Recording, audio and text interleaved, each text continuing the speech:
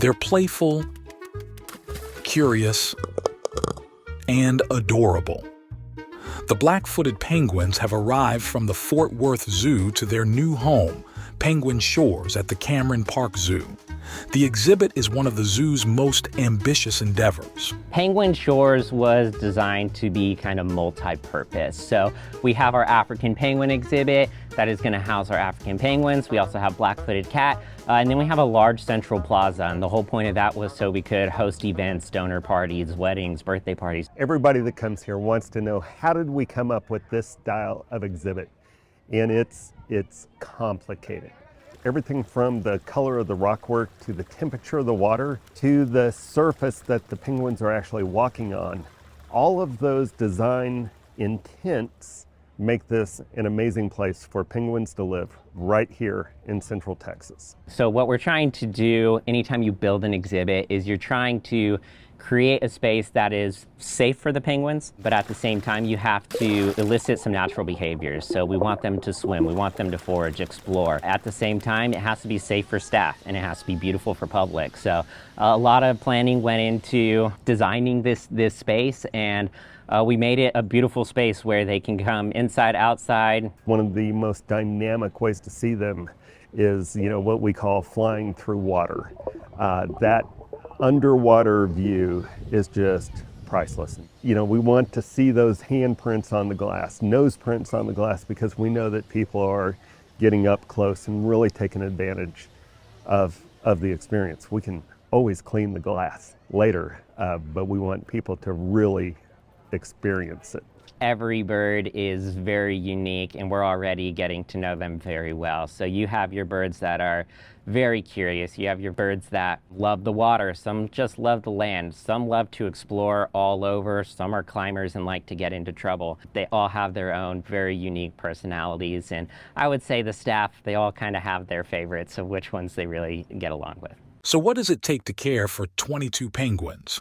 It can be summed up in 2 words. Cleaning and feeding. Cleaning, feeding, cleaning, feeding. They are fish eaters. So any bird that eats fish makes a big mess. So typically what our day involves is hosing and pressure washing the exhibit space anywhere from 3 to 4 times a day, just to keep it beautiful for the guests and clean for the birds. Diet prep probably takes roughly around 30 minutes, and it takes about an hour to an hour and a half to feed the birds each feed, because we do hand feed them and we track that fish every intake for every single bird every day. The Texas climate might not seem hospitable to our black-footed friends, but they can adapt to extreme conditions with help from some modern amenities. Penguins, especially African penguins, they're actually a very hardy bird. They are tough. They can handle extreme heat, extreme cold, but we didn't want to put them in situations that are uncomfortable. So when we were designing this space, we really wanted to make it comfortable for them. For the penguins, we keep the water temperature between 55 and 60 degrees. We do that year-round. In addition to that, we have a cooling system for the air.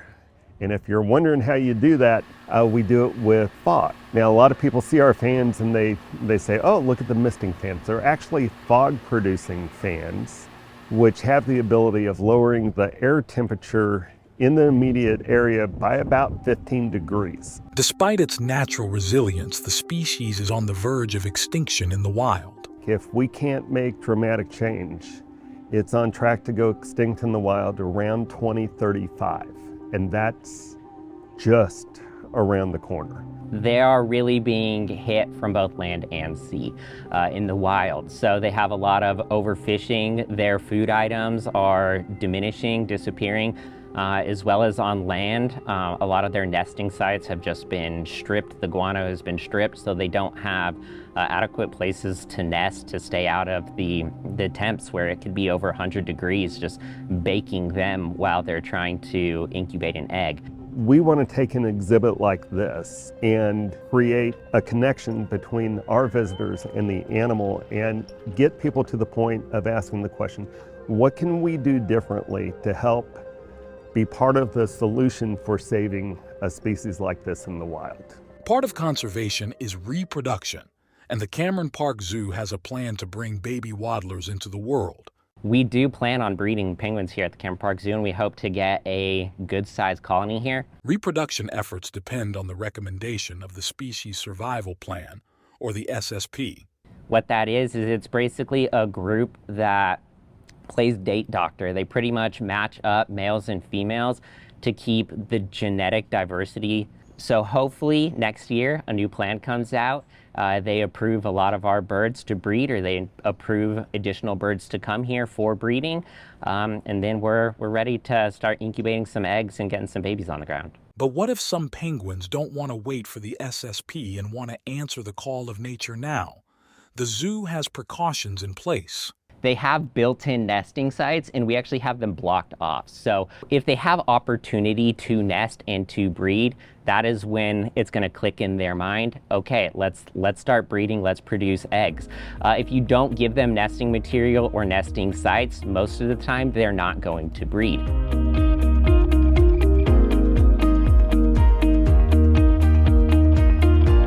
I hope people just fall in love with penguins, right? They are so charismatic, they're so fun to watch.